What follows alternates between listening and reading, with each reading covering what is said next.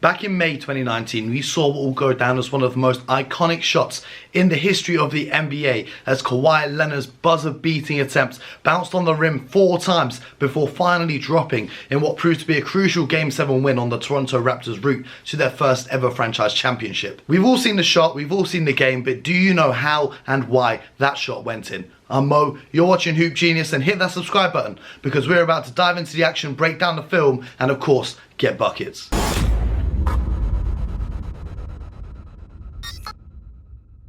First of all, we need to look at the play that coach Nick Nurse drew up coming out of the timeout, and it's actually a very simple play. Serge Ibaka cuts baseline to the right corner. Then, Siakam comes up to the elbow to set a screen. Kyle Lowry uses this screen to dive into the left-hand corner. He's going to be the second option if Kawhi can't get open. Kawhi comes up and uses the Siakam screen to get the ball off the Marc Gasol inbound. This play is designed for Kawhi to drive down the lane for a layup and kick to the corners if help defenders come across. Now, coaches can draw up all the plays they want, but it's down to the players on the court to execute in those crucial moments. We'll start with the Finals MVP, Kawhi Leonard, the one that actually did all the hard work and hit this shot. Let's dive straight into the film and find out what really happened and what each player did to ensure that this shot went in.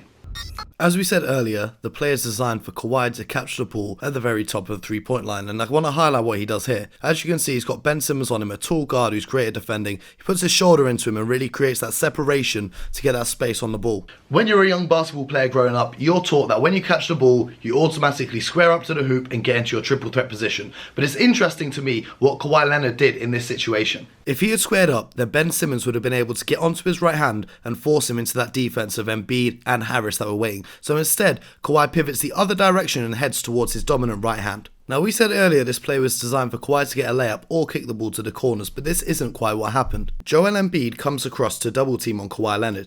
This leaves Pascal Siakam wide open on the three-point line. However, Ben Simmons' 7-foot wingspan prevents Kawhi from making that pass. Jimmy Butler leaves Kyle Lowry open in the corner and comes in to pack the paint. This is okay because there's no way Kawhi could pass the ball over so many players to get it into the corner. Serge Ibaka's defender does a great job of fronting him and preventing the entry pass down below by the bucket. So with the paint packed and no passing options, it's down to Kawhi Leonard's individual brilliance to make the play happen. He drives to the corner before elevating over the 7-foot Embiid, and then the basketball gods bless him with 4 friendly bounces as the shot falls and the Toronto team and fans go crazy. At the peak of the shot, the ball is 19.4 feet in the air. The higher the arc on a jump shot, the larger the surface area of the basket is for the ball to drop into. And this is why the ball bounced up and in instead of away from the basket. Marc Gasol, the veteran from the Memphis Grizzlies who was traded to Toronto for Jonas Valanciunas, he's one of the best passing big men. That's why Nick Nurse wanted him to be the one throwing the inbounds pass to Kawhi. He delivers the ball perfectly to Kawhi away from any threat of the defender stealing it. He then recognizes that with Joel Embiid guarding Kawhi out on the perimeter, he's the tallest player on the court. Therefore, he can go into the paint, and if Kawhi puts up the shot here, as many would have expected him to, he's in the perfect position for a tip-in to seal the win.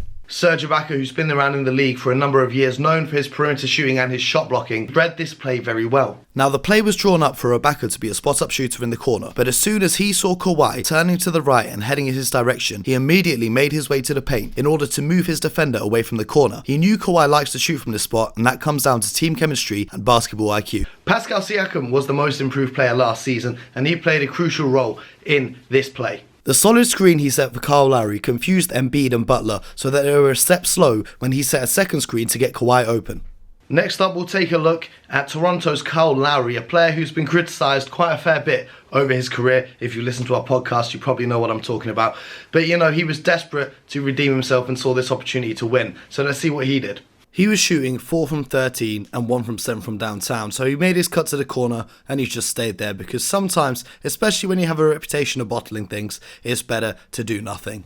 Now let's take a look at the defense of the Philadelphia 76ers and what they could have potentially done differently to stop this from happening.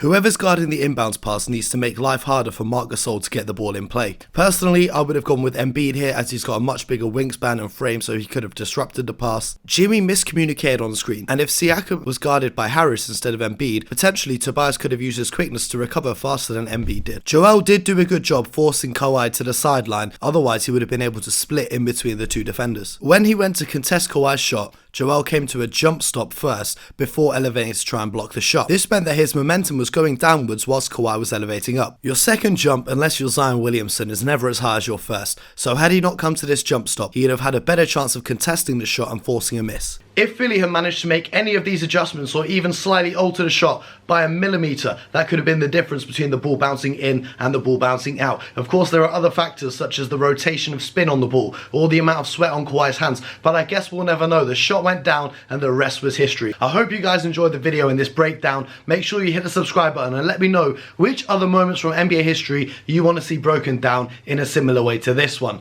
Thank you guys for tuning in. Please tell a friend to subscribe to youtube.com/hoopgenius. Follow us on Instagram, on Twitter. We're everywhere. We're active. Make sure you guys at home stay safe, and as always, get buckets.